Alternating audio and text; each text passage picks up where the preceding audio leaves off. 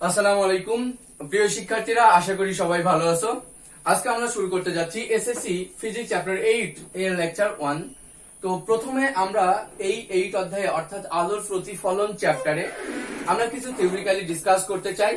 এবং প্রথমে আমরা এই অধ্যায়টা আলো নিয়ে, যেহেতু আগে জানি আলো কি, এবং আমরা সবাই কিন্তু জানি আলো এক প্রকার শক্তি, যার ফলে কি হয়, কোনো কিছু দর্শনের অনুভূতি জাগায়, যা দর্শনের অনুভূতি সৃষ্টি করে। তাহলে আলো কি? আলো এক প্রকার শক্তি যা কোনো বস্তুর দর্শনের অনুভূতি জাগায়, বা কোনো বস্তুকে দর্শনের, বা কোনো বস্তু তো না, আমাদের ব্যক্তি, যার ফলে দর্শনের সৃষ্টি হয়। তো আমরা বলতে পারি আলো এক প্রকার শক্তি যা দর্শনের অনুভূতি জাগায়। এখন আলো সম্পর্কে শুধু এইটুকু বলা ঠিক নয়, তাহলে আলো সম্পর্কে চলো এইটুকু তো লিখবাই, সাথে আরো লিখে ফেলবা আলো এক প্রকার তাড়িৎ চৌম্বক তরঙ্গ। তাহলে আলো সম্পর্কে শুধু লিখে ফেলবা কি, আলো এক প্রকার তাড়িৎ চৌম্বক তরঙ্গ। এখন আলোর ধর্ম যেগুলো আছে তা না, আমরা সরাসরি আজকে শুরু করতে চাই আলোর প্রতিফলন থেকে। মেইন ডিসকাশন কি? আলোর প্রতিফলন। আলোর প্রতিফলন। তবে তোমাদের একটা বিষয় জানা উচিত, যে কোনো বস্তুতে যখন আলো আপতিত হয় বা পতিত হয় তখন তিনটা ঘটনা ঘটে। তো এটা মনে করো কাঁচ, এটা একটা কাঁচের খণ্ড। এখন এই জায়গা দিয়ে আলো আসছিল, এই আলো যখন এখান দিয়ে যাচ্ছে, এই তরঙ্গ আকারে আলো যাচ্ছে, এই তরঙ্গ আলো কিন্তু তাড়িৎ চৌম্বক তরঙ্গ এভাবে তরঙ্গ আকারে যায়, বাট আমরা এই তরঙ্গ দেখাই না, আমরা সরাসরি সোজা লাইন দেখাই, তাই না? তো আলো এইভাবে এই বায়ু মাধ্যমের মধ্য দিয়ে আলো যাচ্ছিল। বায়ু মাধ্যমের মধ্য দিয়ে যখন আলো যাচ্ছে, যাইতে যাইতে যাইতে যাইতে নতুন আরেকটা মাধ্যম এখানে আছে কাঁচ, সেই কাঁচের উপরে একটা তলে যেয়ে পড়লো। তো যখন কাঁচের তলে যেয়ে পড়েছে, তখন কিছু পরিমাণ আলো এই মাধ্যমে ফিরে আসবে, ব্যাক করবে, কিছু পরিমাণ আলো ফিরে আসবে। তাহলে কিছু পরিমাণ আলো এই কাঁচ ভেদ করে চলে যাবে, আর কিছু পরিমাণ আলো এই কাঁচ কর্তৃক শোষণ হয়ে যাবে। তাহলে আমরা কি বলতে পারি, যে আলো কোনো একটি মাধ্যমে যদি পতিত হয় তাহলে তিনটি ঘটনা ঘটে। কয়টা ঘটনা ঘটে? তিনটি। কিছু পরিমাণ আলো বস্তু কর্তৃক শোষিত হয়, আর কিছু পরিমাণ আলো বস্তু বা মাধ্যমের তল থেকে বাধা পেয়ে ফিরে আসে, আর কিছু পরিমাণ আলো মাধ্যমকে ভেদ করে চলে যায়। তাহলে কোনো একটি মাধ্যমে যদি আলো পড়ে তাহলে তিনটি ঘটনা ঘটে। কোনো বস্তুতে যদি আলো পড়ে তিনটি ঘটনা ঘটে। তাহলে আমরা এইভাবে লিখতে পারছি, যে তোমরা এইভাবেই শুরু করবা, আগে লিখবা আলোর প্রতিফলন, না যে কোনো বস্তুতে, এইভাবে নোট করবা যে কোনো, দেখো কোন বস্তুতে আলো কি হলে, আপতিত হলে তিনটি ঘটনা ঘটে। কি ঘটে? এক নম্বর হচ্ছে কি বলবা, প্রতিফলন ঘটে। মানে আলোর কি হয় বলতো, আলোর প্রতিফলন ঘটে, মানে কিছু পরিমাণ আলো ফিরে আসে, এটাকে আমরা বলি প্রতিফলন। দুই নম্বর হচ্ছে মানে প্রতিসরণ ঘটে, কিছু পরিমাণ আলো এই মাধ্যম ভেদ করে চলে যায়, আর কিছু পরিমাণ আলো, যেটাকে আমরা প্রতিসরণ বলি, আর কিছু পরিমাণ আলো মাধ্যম করতে কি হয়, শোষিত হয়, মানে শোষণ ঘটে। তো এই রিফ্লেকশন, রিফ্রাকশন এবং শোষণ, অ্যাবজর্পশন, এই তিনটা ঘটনা ঘটে। তাহলে এই লাইনটা থেকে তোমরা নোট শুরু করলে এই অধ্যায়টা। তাহলে কোন বস্তুতে আলো আপতিত হলে তিনটি ঘটনা ঘটে, প্রতিফলন, প্রতিসরণ, শোষণ। তো আমাদের এই অধ্যায়ের আলোচ্য বিষয় যে আলোর প্রতিফলন থেকে। আলোর প্রতিফলন, দেখো অলরেডি জেনে ফেলেছো যে এক মাধ্যম থেকে আলো চলতে চলতে, বা কোনো মাধ্যমের মধ্য দিয়ে, এখানে যেমন বায়ু মাধ্যমের মধ্য দিয়ে আলো চলছিল, চলতে চলতে এখানে একটা কাঁচ মাধ্যমে এর তলে যে এসে যখন পড়লো, তখন কিছু পরিমাণ আলো ব্যাক আসলো। এই ব্যাক আসার ঘটনাটাকে আমরা বলি আলোর প্রতিফলন। তাহলে এর সংজ্ঞাটা কি বলা যায়, যে কোনো মাধ্যমের মধ্য দিয়ে আলোক রশ্মি, বা কোনো মাধ্যমের মধ্য দিয়ে আলো চলতে চলতে অন্য কোনো মাধ্যমের তলে এসে পড়লে কিছু পরিমাণ আলো ওই তলে বাধাপ্রাপ্ত হয়ে আবার পূর্বের মাধ্যমে ফিরে আসে। এই ঘটনাকে বলা হয় আলোর প্রতিফলন। তাহলে আলোর প্রতিফলনের সংজ্ঞাটা নোট করতে হবে তোমাকে। তাহলে তুমি শিখলে যে কোনো বস্তুতে আলো পড়লে কি হয়, আর আলোর প্রতিফলনের সংজ্ঞা শিখলে। এখন নতুন আরেকটা টার্ম শুরু করা যাক, যে আলোর প্রতিফলনের ক্ষেত্রে আমরা কয়েকটা রাশি আলোচনা করব এখন। যে আলোর প্রতিফলনের ক্ষেত্রে কয়েকটি রাশি, আলোর প্রতিফলনের, দেখো আলোর প্রতিফলনের ক্ষেত্রে কয়েকটি রাশি, কয়েকটি রাশি। তো প্রথম রাশি কি আগে জানতে চাই, যে এখানে একটা ছবি আঁকি। এই যে তলটা দেখছো না, এই তলের উপরে আলো এসে পড়তেছে।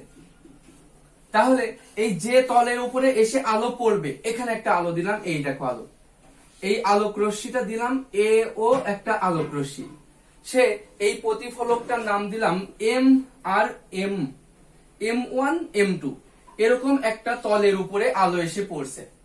তাহলে প্রথম রাশিটাই ওইটা, যে প্রতিফলক পৃষ্ঠ, মানে যে তলের উপরে আলো এসে পড়ে বা আলো আপতিত হয় তাকেই বলা হয় প্রতিফলক পৃষ্ঠ। মনে থাকবে, এটার নাম কি? প্রতিফলক পৃষ্ঠ। যে প্রতিফলক পৃষ্ঠ, কারণ এখানেই আলোটা প্রতিফলিত হয়ে ফিরে যাচ্ছে। এখন এই প্রতিফলক পৃষ্ঠটা তাহলে কে? M1 M2। তাহলে M1 আর M2 হচ্ছে প্রতিফলক পৃষ্ঠ। 2 নম্বর রাশি শিখছো, যে এই রশ্মিটা, এই আলোক রশ্মিটা প্রতিফলক পৃষ্ঠের উপর এসে পড়েছে, আর ওই আলোক রশ্মিটাকেই বলা হয় আপতিত রশ্মি। আপতিত রশ্মি, এটার নাম আপতিত রশ্মি। এ ও, দেখো একটা অ্যারো চিহ্ন দিবা, আলোক রশ্মিকে সর্বদা অ্যারো চিহ্ন দিয়ে দেখাবা। এখানে আলোক রশ্মি, আপতিত আলোক রশ্মির নাম কি? এও আপতিত আলোক রশ্মি। তো অনেকে আপাতিতও আছে বইয়ে, আপতিতও আছে, তাই তুমি যে কোনো একটা ইউজ করতে পারো, যে আপাতিত রশ্মি অথবা আপতিত রশ্মি। ওকে, এখন এই আলোক রশ্মিটা, এও আলোক রশ্মি এই প্রতিফলক পৃষ্ঠের ও বিন্দুতে এসে পড়েছে। ওই বিন্দুর একটা নাম আছে, আর যার নাম আপতন বিন্দু। তার নাম কি? যে আপতন বিন্দু। ওকে, এর নাম হচ্ছে আপতন বিন্দু, এবং এই বিন্দুটা দিলাম ও বিন্দু। তাহলে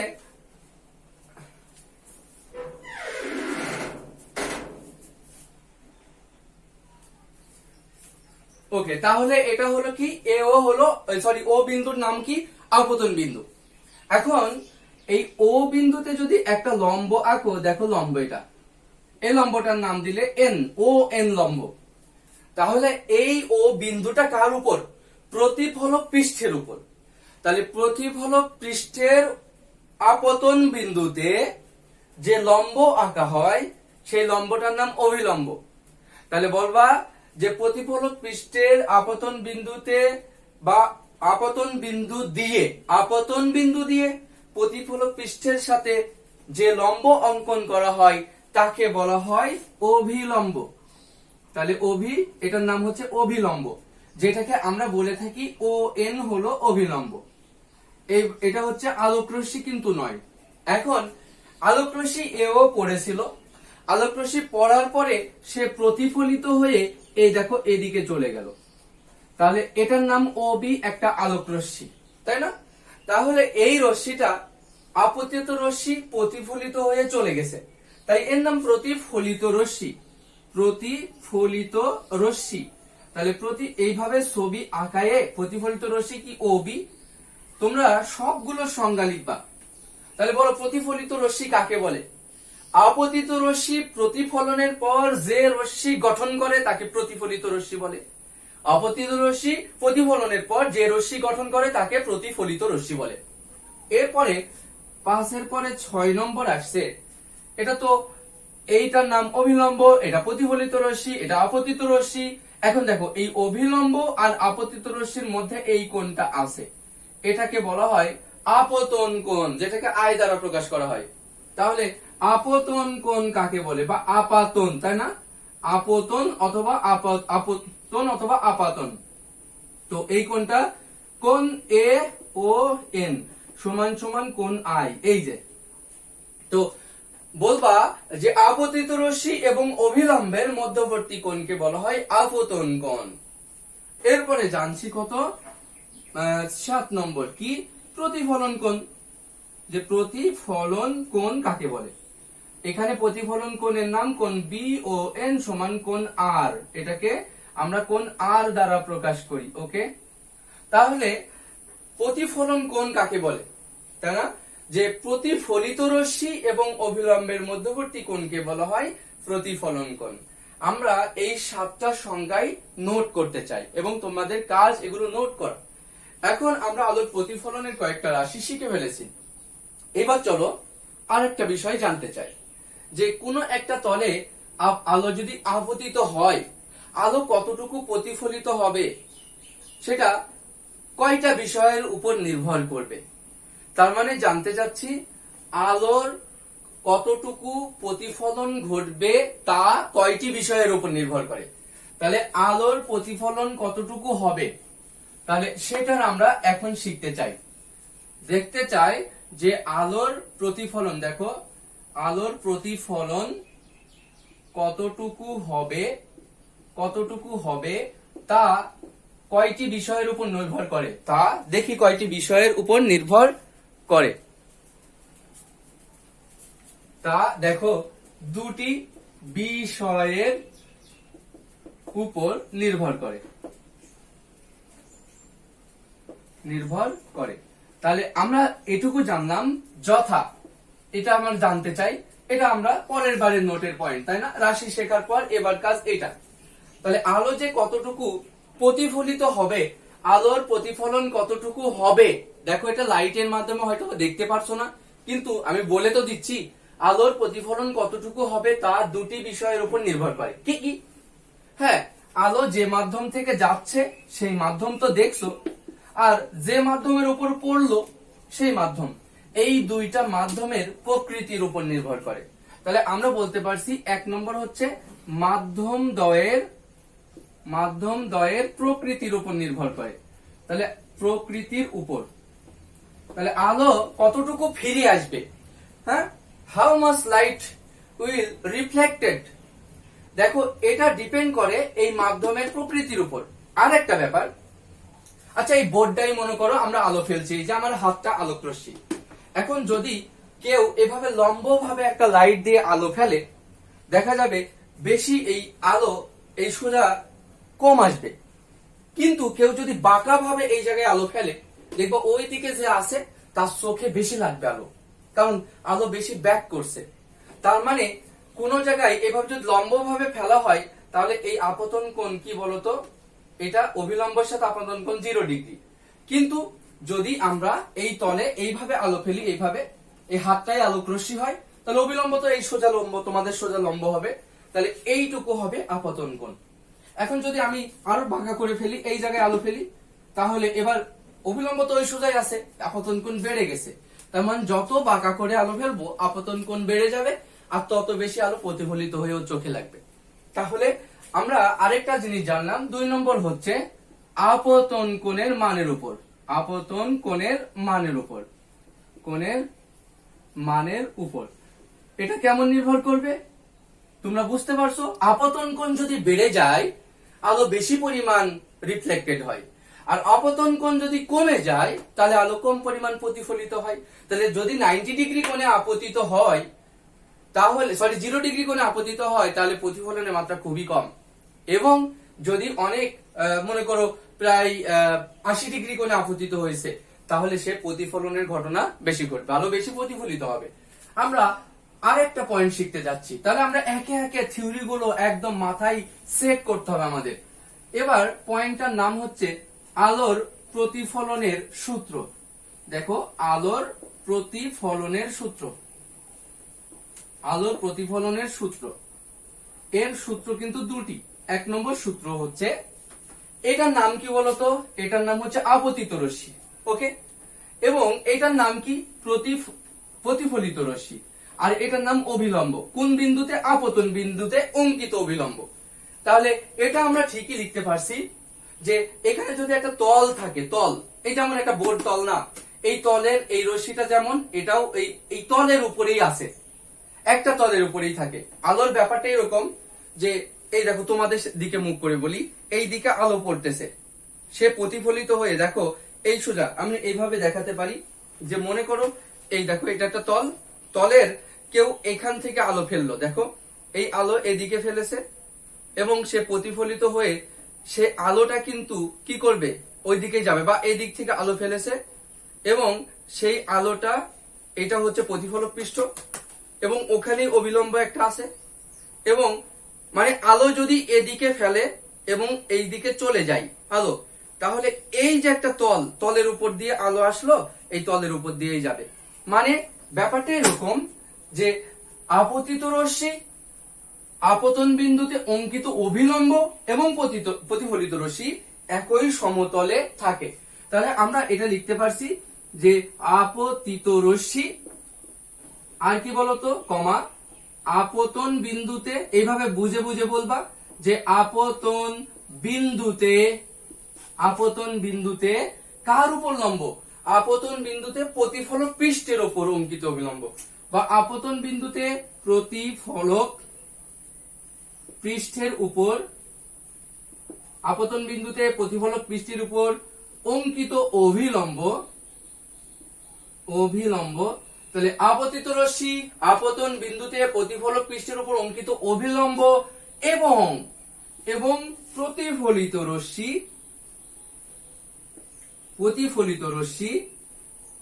একই সমতলে থাকে। এই যে আরেকটা জিনিস আমরা জানলাম, এটা হচ্ছে প্রথম সূত্র। এবং প্রতিফলনের দ্বিতীয় সূত্র কি? দ্বিতীয় সূত্র হচ্ছে এই আপতন কোণ এবং প্রতিফলন কোণ সর্বদা সমান থাকে। তার মানে আপতন কোণ ও প্রতিফলন কোণ সর্বদা সমান থাকে। অর্থাৎ কোণ আই সমান সমান কোণ আর। ওকে, আমরা তাহলে আলোর প্রতিফলনের সূত্র দুটা শিখে ফেললাম এবং এখন শিখতে যাচ্ছি যে আলোর প্রতিফলন কত প্রকার, অর্থাৎ আলোর প্রতিফলনের প্রকারভেদ। এখন শিখতে যাচ্ছি যে আলোর প্রতিফলনের প্রকারভেদ। তো আলোর প্রতিফলন অ্যাকচুয়ালি কিন্তু দুই প্রকার। এই দেখো একটা আপতিত রশ্মি এও, এখানে আরেকটা আপতিত রশ্মি, এখানে আরেকটা আপতিত রশ্মি, এই তিনটা আপতিত রশ্মি। এই রশ্মি আপতনের পর প্রতিফলিত রশ্মি এইটা তৈরি করেছে, আর এই রশ্মি আপতিত হয় প্রতিফলিত রশ্মি এটা তৈরি করেছে, আর এটা আপতিত হয়ে প্রতিফলিত রশ্মি এটা তৈরি করেছে, তাই না? দেখছো আপতিত রশ্মিগুলো ছিল সমান্তরাল এবং প্রতিফলিত রশ্মিগুলো কিভাবে গেছে সমান্তরাল ভাবে। কিন্তু এই তোমার প্রতিফলক তলটা যদি এরকম এবড়ো থেবড়ো হয়, মানে এই তলটাই কেমন বলতো এবড়ো থেবড়ো, তাহলে দেখছো এখানে যদি এভাবে আপতিত হয়, এ দেখা যাচ্ছে এদিকে প্রতিফলিত হলো, এই সমান্তরালে আপতিত হচ্ছে বাট এ প্রতিফলিত হলো এদিকে। দেখো সমান্তরালে আপতিত হচ্ছে কিন্তু এ প্রতিফলিত হলো এদিকে। তাহলে এই ঘটনায় কি দেখা গেল যে আপতিত রশ্মিগুলো সমান্তরাল কিন্তু প্রতিফলিত রশ্মিগুলো সমান্তরাল আর নেই। আর এই ধরনের প্রতিফলনকেই বলা হয় আলোর অনিয়মিত বা ব্যাপ্ত প্রতিফলন, আর এটা হচ্ছে নিয়মিত বা সুষম প্রতিফলন। তাহলে আলোর নিয়মিত প্রতিফলন কাকে বলে? এভাবে বলবো যে আলোক মানে কোন প্রতিফলক পৃষ্ঠে একগুচ্ছ সমান্তরাল আলোকরশ্মি প্রতিফলনের পর যদি সমান্তরাল থাকে তখন সেই প্রতিফলনকে বলা হয় আলোর নিয়মিত প্রতিফলন।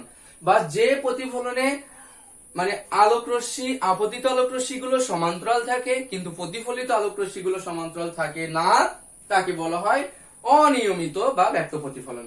আমরা আলোর প্রতিফলনের কি শিখলাম বলতো? প্রকারভেদ। তাহলে আলোর প্রতিফলনের আমরা প্রকারভেদ শিখেছি। এখন দেখো ওই আলোর নিয়মিত প্রতিফলন যখন বললাম, এটা একটা তল ছিল M1 M2, এই তলে কিন্তু আলোর নিয়মিত প্রতিফলন হয়েছে, কিন্তু এই M3 M4 এই তলে আলোর কোনো নিয়মিত প্রতিফলন হয়নি। আর যে তলে আলোর নিয়মিত প্রতিফলন হয় সেই তলটাকেই বলা হয় দর্পণ। তাহলে আমরা এখন জানলাম দর্পণ কাকে বলে। কি জানলাম বলতো? যে দর্পণ কি। তাহলে দর্পণের নোট করবা, দর্পণ কাকে বলে? যে তলে আলোর নিয়মিত প্রতিফলন হয় তাকে বলা হয় দর্পণ। বা মিরর। তো এবার জানছো যে দর্পণের প্রকারভেদ, তাই না? বলো তো দর্পণ কত প্রকার? দর্পণ আসলে দুই প্রকার। কয় প্রকার বলো তো? দুই প্রকার। একটার নাম সমতল দর্পণ আর একটার নাম এই যে গলীয় দর্পণ। কি কি? সমতল আর গলীয় দর্পণ। তো এখন আমরা আলোচনা করব সমতল দর্পণ সম্পর্কে। যে সমতল পৃষ্ঠে আলোর নিয়মিত প্রতিফলন হয় তাকেই বলা হয় সমতল দর্পণ, আর যে গলীয় পৃষ্ঠে আলোর নিয়মিত প্রতিফলন হয় তাকেই বলা হয় গলীয় দর্পণ। বা কোন সমতল পৃষ্ঠে যদি আলো নিয়মিত প্রতিফলন হয় তাকে সমতল দর্পণ বলা হয়, আর কোন গলীয় পৃষ্ঠে যদি আলোর নিয়মিত প্রতিফলন হয় তাকে গলীয় দর্পণ বলা হয়। তাহলে আমরা লেকচার 1-এ আমরা প্রতিফলন আলোর এবং এই দর্পণ পর্যন্ত শিখেছি। পরের লেকচারে আমরা সমতল দর্পণ নিয়ে আরো আলোচনা করতে চাই।